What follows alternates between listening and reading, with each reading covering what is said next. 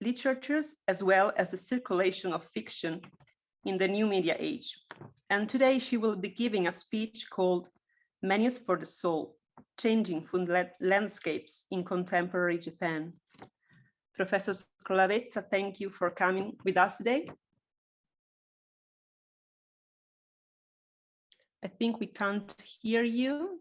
Maybe your microphone is not activated yet. Sorry. Okay. Sorry. No. So thank you all for inviting me today. And I try to share my PowerPoint. Sorry. Okay. Just a moment. Yes. Everything okay? Yeah. Okay. Thank you. Thank you. Thank you. And so I want to start with a brief quote from Terry Eagleton. Is food looks like an object, but is actually a relationship. More recently, Nancy Stalker in 2018 pointed out that in recent years, food in Japan established itself as a fundamental feature of national and local identity and become one of Japan's most influential cultural brands. An intriguing example is the B-kyū gurume boom, the celebration of creative versions of typical comfort food, intertwined with the obsession for local traditions. The construction and narration of food culture in contemporary Japan are reflected in representations of food culture in contemporary, are reflected in representations of food in media and arts.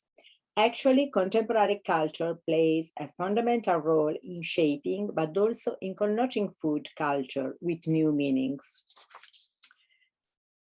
The aim of this paper is to analyze those processes in one of the most recent and successful franchises, Shin'ya Shokudō, the popular manga by Abe Yarō, published in Japan in 2007 and in Italy started from 2020. The manga inspired the Netflix series that enjoyed unexpected international success in 2017 and 2019. The manga has been serialized in Shogakukan Big Comic Original Science 2006, actually, and the first volume was published on December 2007.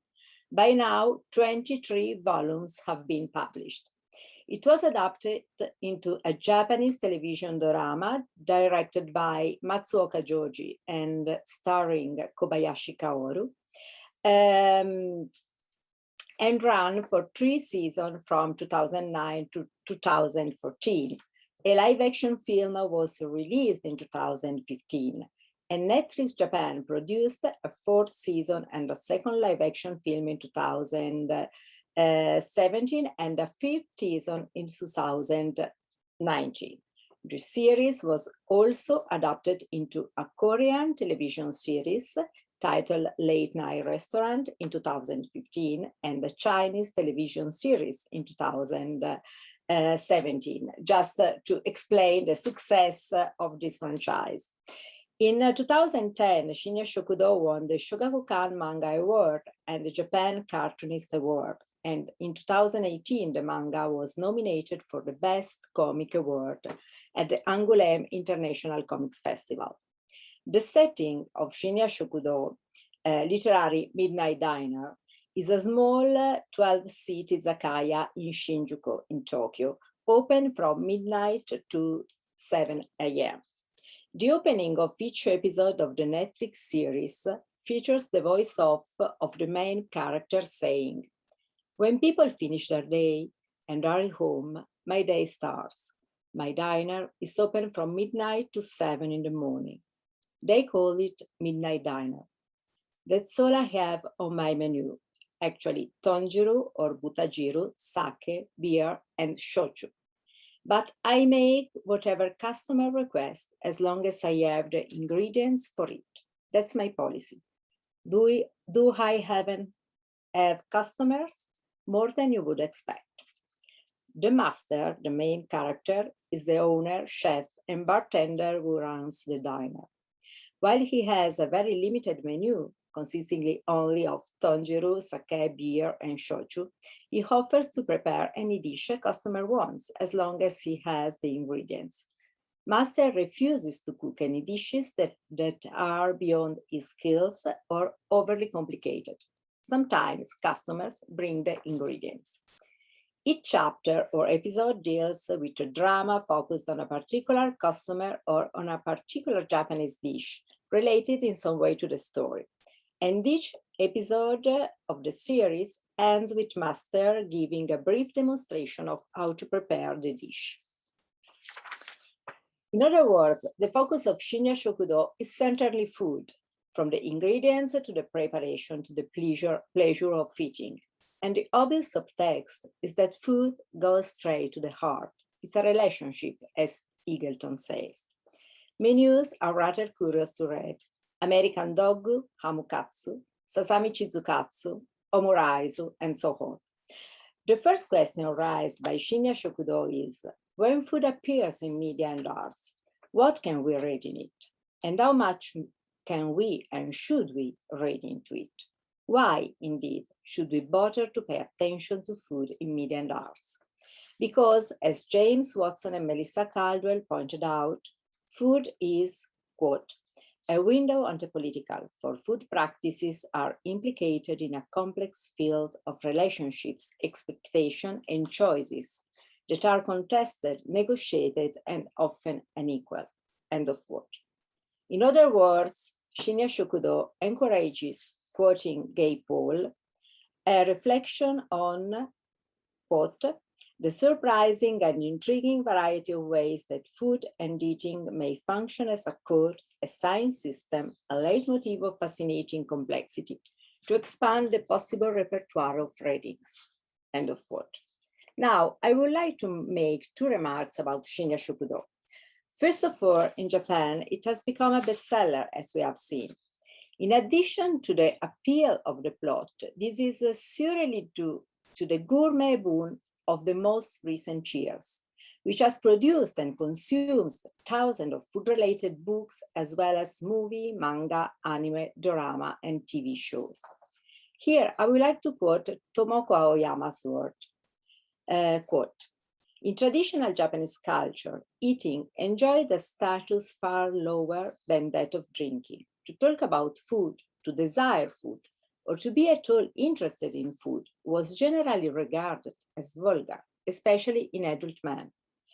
The uninhibited eating and food writing of contemporary Japan seems to have received its impetus from a reaction to the repression and oppression of appetite during the war, expressed in the slogan, Hoshigarimasen katsu madewa, desire nothing till victory, and to the understandable preoccupation during and immediately after the war with food simply as means of survival, end of quote. By the mid-1950s, however, eating and cooking for pleasure began to attract public attention, and this interest continued and developed into the gourmet boom of the 1980s. Delicacies were no longer only for the elite, but were available for ordinary people who would consume food and at the same time would gather information about food and the act of eating. An example of this trend is provided by television programs such as Ryori Tengoku, Cooking Paradise, and Ryori no Tetsujin, Iron Chef. And dorama, Bambino, for example, 2007, or manga series such as Oishimbo and Cooking Go Papa, both of which were subsequently made into other forms and genres, such as animation, television dramas, and computer games. But we can remember Naruto, for example, or obviously Sento Chihiro no Kamikakushi by Hayao Miyazaki. Here the point is eating other food, and eating other's food is quite dangerous. But a second peculiar characteristic of Shin'ya Shokudō is the strong connection established between food and the soul of the people, with a special focus on those hearty, reasonably priced dishes, often with strong regional associations known as B-kyū gurume, B-class gurume cuisine. The term B-kyū gurume was first coined in the mid-1980s after the American movie genre B-movie, low-budget produced film in the USA. It's important to note that gurume is the Japanese version of gourmet, but it doesn't mean to a person who enjoys food. It refers to a type of cuisine. In the mid-1980s, the Japanese economy was booming, and dining out at high-priced restaurants that use expensive and maybe exotic ingredients were definitely a must-do. Some people began to rebel against this trend, arguing that there was plenty of good food that could be had without spending crazy amounts of money. Then, as you can imagine, B-kyū gurume literally spread into the 1990s after the bubble economy burst. Magazines and newspapers that had previously featured articles about luxury restaurants began to focus on family restaurants that served hearty, homemade food and on cheap diners. But it's interesting that one of the earliest examples of B-kyū gurume cuisine was motsunabe, an abemono, a hot pot made with ko or pig offal, which leeks, garlic, chili peppers, and other seasonings, a popular local dish in and around Fukuoka and Shimonoseki in southern Japan that uses inexpensive ingredients that cooked with care and served in rich portions, both fundamental features of B-kyū gurume. Here, the spread of B-kyū gurume intersects another emerging trend, the emphasis on local cuisine, which is part of a wider discourse that is often surfacing within contemporary Japanese culture over the last few decades. A sort of obsession for the recovery of a cultural authenticity whose integrity is constantly threatened by the exposure to the West and to Japan's often hostile other East Asian nations, in which the appreciation of regional cooking plays a pivotal role. As underlined by Bestor, there is no city or village not claiming original ingredients, peculiar styles of preparation, and regional calendars of seasonality and festivities marked by specific local foodstuffs. A good example of this obsession is the popularity of ekiben. Ekiben are bento box meals which are specifically sold in railway stations throughout Japan. In fact, one of the joys of traveling in Japan is eating local food. Each region has its own culture that has been preserved for ages, including foods, dialects, and traditional crafts. Whether you are visiting for a business trip or for pleasure, you may find in any guidebook great places to eat that will enrich your experience. And this experience is not limited to local restaurants, but extends to train stations along your way that serve unique ekiben. Ekiben indeed is different from regular lunch boxes sold at dailies because it includes unique regional ingredients, and some have even become destination in themselves. In other words, people would travel to certain stations just for their ekiben. This concern for cultural and culinary authenticity, similarly to the already mentioned gourmet boom, emerged during the 80s when a new trend born as Abe Yarō during the 1960s was growing, a tendency that can be identified as returning to Japan, an emergence of nationalistic discourse in Japanese media culture. An advertising campaign launched by Japan Railways had a leading role in the spreading of this concept. The rivals were airline companies such as Japan Airlines, and the image of returning to Japan fitted perfectly into the JR strategy, which somehow had to steal passengers from the airlines. After Expo 70, the national event that drew a total of 60 million visitors, JR wanted to keep up the number of railway travelers in Japan. Immediately after the Expo, JR started its Discover Japan campaign, followed from 1978 by the Good Day Start Off campaign, and in 1984 by the Exotic Japan campaign. The strategy of JR was clear. Along with the yen strengthening, the number of Japanese overseas travelers was rapidly increasing during the second half of the 1980s. In opposition to this, the campaign was spreading the message, let's enjoy domestic travel by train. You can find exoticism ever in Japan. After its privatization in 1987, JR continued travel campaigns from the masses using Japanese images. In 1991, it started the Nihon wo Yasumo, Take a Rest Japan campaign. The commercial series depicted beautiful and relaxing landscapes of the Japanese countryside with slow music in background. JR's Take a Rest Japan campaign took advantage of the decline of overseas travels after the economic bubble burst. In the same years, not surprisingly, the popularity of B-kyū gurume continued to grow, embracing new dishes that contribute to define B-kyū gurume itself. First of all, ramen. And the first Netflix series starts with an episode focused on tamen. Ramen is the humble bowl of hot soup and noodles, cheap and tasty, originally brought in Japan by Chinese immigrants in the late 90s. In the 80s and 90s, ramen was given a new attention. Regional variation became important, even worth traveling to the region in question to partake in the real thing. After being discovered by food critics from Tokyo, it became widely popular nationally. And gourmet ramen in recent years has made international palates enthusiastic too. It is worth pointing out that in the late 90s, the concept of B-kyū gurume has changed in the form of gotochi, local or regional B-kyū gurume, embracing the discourse about the culinary authenticity. One of the most popular examples of gotochi B-kyū gurume is Fujinomiya yakisoba, pan-fried noodles from Fujinomiya, a small city in Shizuoka Prefecture.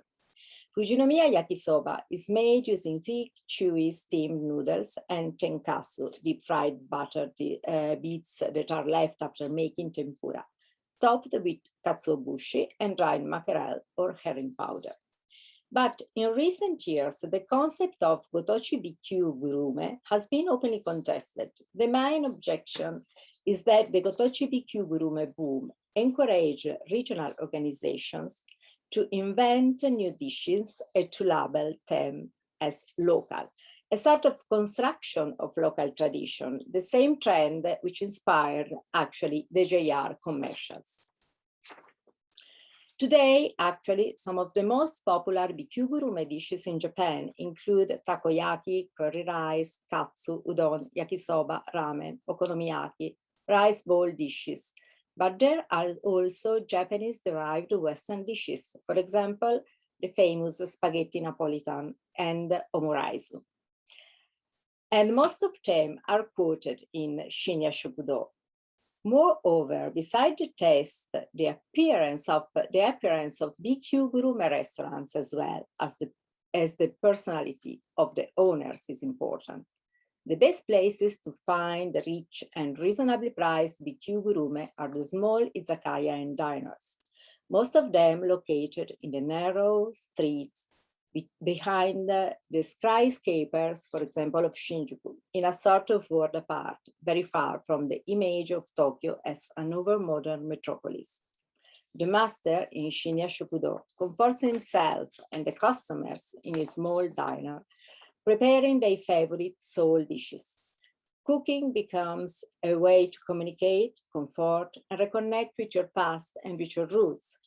It's not, however, Japan's traditional and worldwide praised kaiseki ryori to be served, but a mix of familiar and humble flavors. And Shin'ya Shokudō, through food and foodways, offers a different point of view on Japan's obsession for culinary authenticity and on contemporary Japan's relationship with the myth of its self-essentialized cultural uniqueness. and it's increasing the incorporation of foreign elements. Because, quoting Appadurai, concerns over culinary authenticity are a reflection of a society's uncertain sense of identity, as it is going through or reflecting upon periods of great change. So, thank you so much for your attention. Thank you very much, Professor Scrolavezza, for your speech on construction of narration of contemporary Japanese food. It was really interesting. Thank you a lot. I would like to ask if there are some questions from the audience.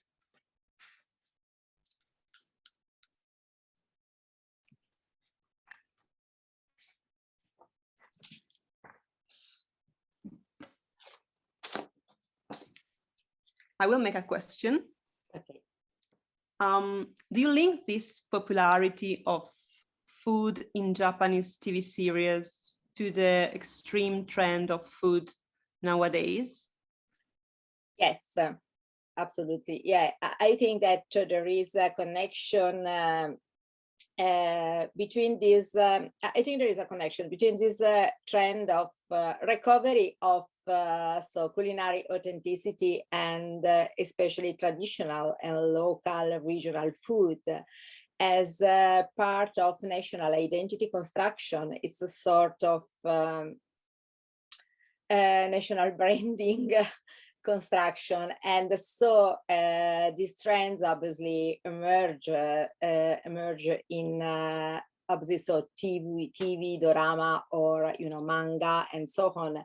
I think that Shin'ya Shokudō is interesting. It's interesting because there is this relation with B-kyū gurume, which is for me a very interesting phenomenon.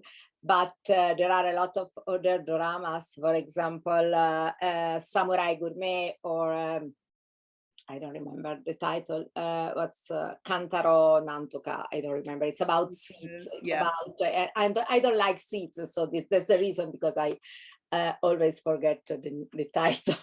But yes, but it's very, very interesting. And there is this attention, I think it's interesting in the Shin'ya Shokudō, for example, in the TV series, especially in TV series, and the Shin'ya Shokudō and in Kantaro, for example, this is attention for the receipts too.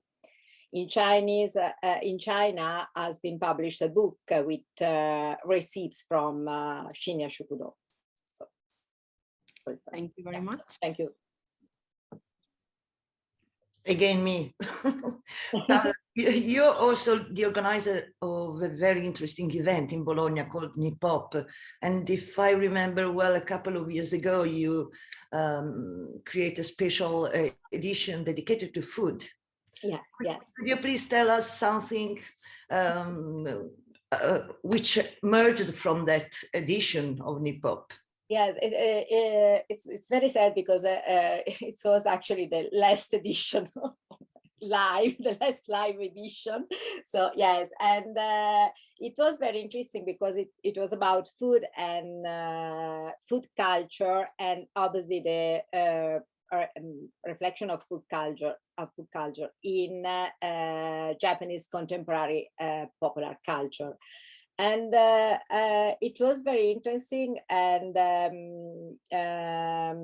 between participants were a mangaka, STEM, and Ogawa Ito, which is a famous writer, and so on. And the main point was that actually food culture is everywhere today.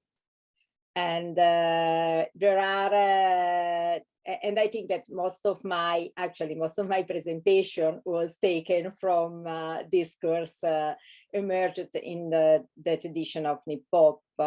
I've discovered B-kyū gurume trends from the speech by sorry, I'm quite Alzheimer, I suppose. And so by a colleague of mine, which I forgot now. So sorry. And so it's, yeah, it was a nice edition. Absolutely. and thank you very much for your very interesting talk today. I really appreciated the link between food and national identity through the media you told about. What impressed me the most was the campaign during the 70s to promote tourism all around Japan. And this kind of campaign promoting tourists all around Japan are going on today as well. Even during the pandemic, there was Go to Nihon to promote travel all around Japan. Getting back to the link between food and nationalism, and food as a form of soft power. There's a lot of theories saying that talking about gastronationalism and how food is actually linked to the national identity of each country. I just wanted to ask you, what do you think it is in which measures do you think it gives an support to the construction, to the national identity, but for Japanese people, how do they perceive this? How do they perceive the act of eating food? It's quite a difficult questions, I have to say, but I think that this discourse about the recovery of traditional and a traditional food culture, I think it's really widespread in Japan. So I think that there is I think that generally speaking, Japanese people perceived very, very deeply this relation, this strong relation between identity, national identity, and maybe ethnic identity, and traditional food and food culture. I think it's very strong. There is actually this trend, which trend emphasizing food culture in nation branding is not just a Japanese phenomenon, because we have something similar in Italy. There are a lot of popular cultural products, for example, TV series, first of all. Just think about Montalbano series, where food culture is very important. And it's part of nation branding, actually. So in Italy too. So I think that that's a point where Italy and Japan are similar. And it's interesting that Montalbano, for example, is kind of popular in Japan. And the reason is that is the attention for countryside and for food culture, which intersects the same trends in Japan. So, okay. Well, yesterday we were talking about something very similar with Stefania Vitti, and she explained us about researches about sushi, and she told us that it is not about the recipes themselves, but it's more about all the social practices that are all around. Yes. So food is not just about eating, but is a quite broader social practice, and maybe in this sense it as an apport to the national identity. It educates people to a certain culture that could be associated to a specific country. So that's true. Thank you very much. It was super interesting. So thank you so much. Thank you very much, Professor Scrolavezza, for your interesting panel and for your time, of course. It was very interesting, and thank you for your questions. So Thank you very much.